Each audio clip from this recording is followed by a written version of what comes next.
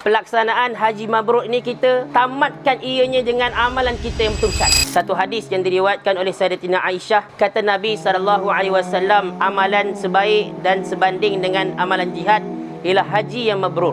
Pelaksanaan haji mabrur ini, kata ulama, adalah dengan kita bersungguh-sungguh melaksanakan semasa pelaksanaan haji tersebut, dan kita bawa dan kita tamatkan ianya dengan amalan kita yang berterusan.